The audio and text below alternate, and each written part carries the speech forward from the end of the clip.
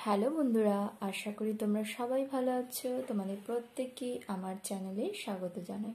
বন্ধুরা, আমরা তো বাংলা বর্ণমালায় ব্যঞ্জনবর্ণ শিখিয়েছি।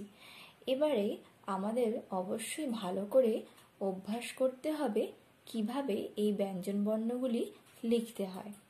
তো বন্ধুরা, এখানে একটি খুব সহজ উপায় দেওয়া হয়েছে, তা হলো বিন্দুগুলোকে নির্দেশ মতো জুড়ে বর্ণগুলি লেখা। তো এটি খুবই সহজ বন্ধুরা, আর আমরা এই লেখার মাধ্যমে বুঝতে পারবো যে কোন দিকে কিভাবে হাত ঘোরালে আমরা বর্ণটি লিখতে পারি। তো বন্ধুরা, এসো, অনেকগুলি বর্ণ দেওয়া আছে, তো আমরা শুরু করে দিই লেখা, যে কিভাবে বিন্দুগুলোকে জুড়তে হবে আর এক একটি বর্ণ সুন্দর করে লিখতে হবে। তাহলে বন্ধুরা, আমরা জানি যে এখানে মোট আছে 39টি বর্ণ, আর 39টি বর্ণ পরপর আমরা লিখব এবং দেখব কিভাবে আমাদের হাতটাকে ঘোরাতে হয় আর বর্ণগুলোকে তৈরি করতে হয়। তাহলে প্রথম বর্ণ হলো ক। প্রথমে আমরা মাত্রা দিলাম,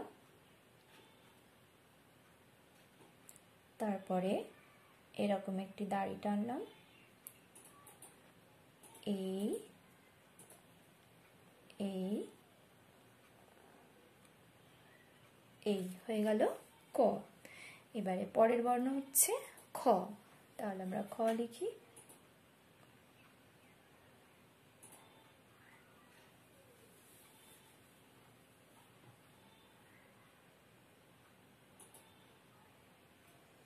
ক্ষয় আছে অর্ধমাত্রা। তারপরে গ। গয়েও আমরা দেখতে পাচ্ছি অর্ধমাত্রা হবে, পুরো মাত্রা হবে না। তারপরে ঘ। ঘয়ে পুরো মাত্রা হয়।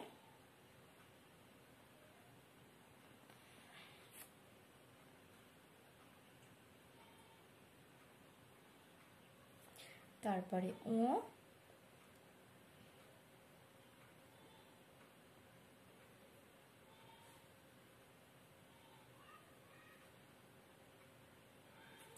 তারপরে হবে চ। চয়ে পুরো মাত্রা হবে। এইভাবে আমরা একটা দাড়ি টানবো নিচের দিকে, এরকম গোল করে উপর দিকে উঠে গিয়ে এইভাবে এই জুড়ে দিলাম মাঝখানে।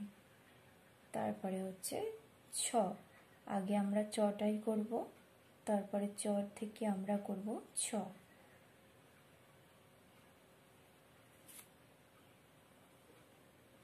ছ। তারপরে বর্গীর জতে পুরো মাত্রা হবে।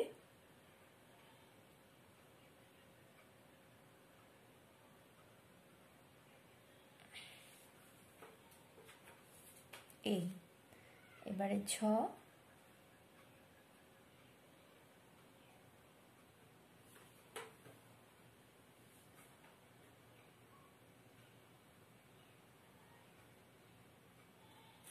তারপরে ইয়।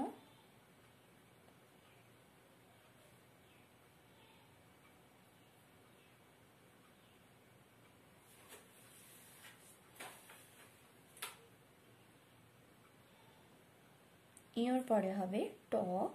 টয়ে পুরো মাত্রা দেখতে পাচ্ছি।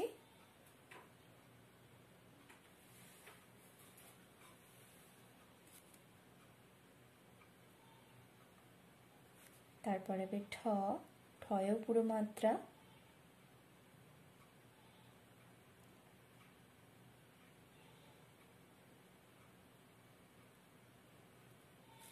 তারপর ড পুরো মাত্রা।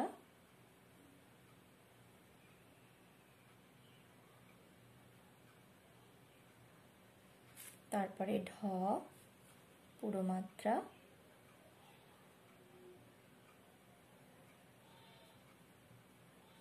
তারপরে মূর্ধন্য অর্ধেক মাত্রা হবে।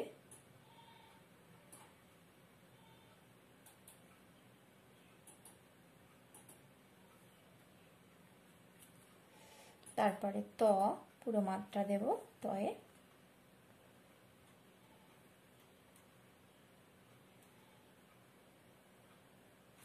তারপর থতে হবে অর্ধমাত্রা,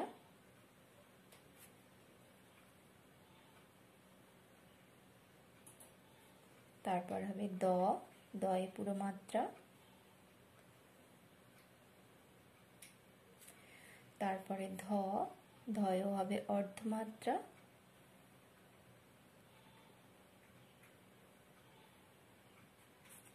তারপরে দন্তান্নতে হবে পুরো মাত্রা, মধ্যাহ্নতে যেরকম অর্ধেক মাত্রা হয় দন্তান্নয়ে পুরো মাত্রা হয়। তারপরে হচ্ছে দন্তান্নয়ের পরে অর্ধমাত্রা, ফয়ে পুরো মাত্রা হবে,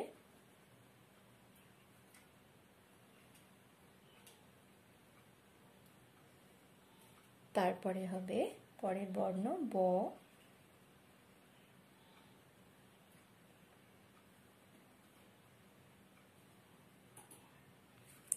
তারপরে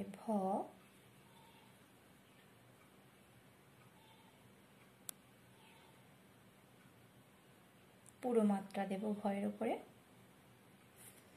তারপরে মতেও পুরো মাত্রা আমরা দেখতে পাচ্ছি,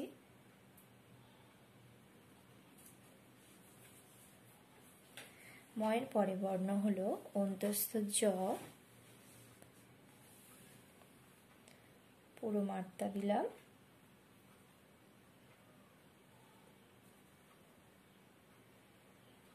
তারপরে বয়শূন্য র, ব করে আর নিচে শূন্য, তাকে বলা হয় বয়শূন্য র, বা আমরা বলতে পারি শুধু র।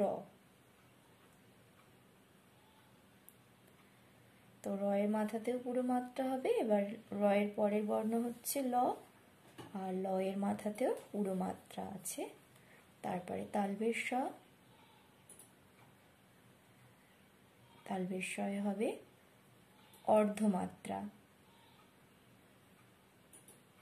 তারপরে হচ্ছে পেট কাটা মূর্ধন্য স, পুরো মাত্রা দিলাম, ঠিক অন্তস্থ যেমন হয় সেরকম করব, আর পেটটা কেটে দেব, তাহলে হয়ে যাবে পেট কাটা মূর্ধন্য স। তারপরে দন্তের শয়ে পুরো মাত্রা হবে, দন্তের স। তারপরে বর্ণ হচ্ছে হয়েও পুরো মাত্রা, তারপরে হচ্ছে ডয়শূন্য র, ডয়শূন্য রয়েও পুরো মাত্রা হবে,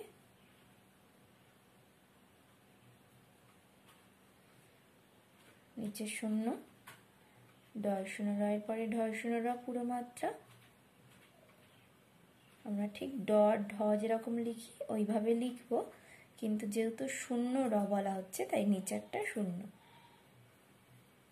আর ঠিক রয়ের মতনই উচ্চারণ হবে, ডয়শূন্য র, ঢয়শূন্য র, বয়শূন্য র, সবই র, কিন্তু উচ্চারণটা হচ্ছে আলাদা। ডয়শূন্য র, ঢয়শূন্য র আর বয়শূন্য র। তাহলে ডয়শূন্যতে একটু জোর দেব, ঢয়শূন্যতে একটু ঢ উচ্চারণ হবে, ডয়শূন্য র র হ যুক্ত হবে, আর বয়শূন্য রতে হালকা করে র বলবো। এবারে যেটা মাত্রা ছাড়া বর্ণ আসছে অন্ত্যেস্তয়ের পরে, সেটি হলো খণ্ডের ত। আর খণ্ডের তয় আমরা দেখতে পাচ্ছি যে এই খণ্ডের তয় কোনো মাত্রা হয় না, অর্থাৎ এগুলি মাত্রা ছাড়া বর্ণ। তারপরে খণ্ডের তয়ের পরে হচ্ছে অনুস্বর, আর ঠিক অনুস্বরেও আমরা দেখতে পাচ্ছি কোনো মাত্রা নেই, মাত্রা ছাড়া বর্ণ। অনুস্বরের পরে আছে বিসর্গ, তাতেও মাত্রা নেই, আর তারপরে চন্দ্রবিন্দু, চন্দ্র আর তার মাথায় বিন্দু, তাহলে হয়ে গেল চন্দ্রবিন্দু। তো বন্ধুরা, আমরা আজকে শিখলাম কিভাবে আমরা ব্যঞ্জনবর্ণ ক থেকে চন্দ্রবিন্দু সহজে শিখতে পারি বিন্দু জুড়ে। তো এখানে প্রত্যেকটি বর্ণ আমরা বিন্দু জুড়ে লেখার চেষ্টা করেছি। আশা করছি তোমরা শিখতে পারলে যে কিভাবে আমরা হাতটাকে ঘুরিয়ে প্রত্যেকটি বর্ণ কিভাবে কোন দিক থেকে ঘুরিয়ে লিখব। আর তার সঙ্গে সঙ্গে আমি তোমাদেরকে বলে দিয়েছি যে কোন বর্ণগুলি হচ্ছে পূর্ণমাত্রার বর্ণ, কোন বর্ণগুলি হচ্ছে অর্ধমাত্রার বর্ণ, আর কোন বর্ণগুলি এখানে মাত্রাহীন বর্ণ আছে। তো বন্ধুরা, আশা করি তোমাদের আজকে ক্লাসটি ভালো লেগেছে। যদি ভালো লেগে থাকে তাহলে অবশ্যই আমার ভিডিওটিকে একটি লাইক এবং শেয়ার করবে, সাবস্ক্রাইব করবে আমার চ্যানেলটিকেও, সঙ্গে বেল আইকনটিকে একটু প্রেস করে দেবে যাতে আমার চ্যানেলের সমস্ত তথ্য তোমরা সরাসরি পেয়ে থাকো। ধন্যবাদ সবাইকে।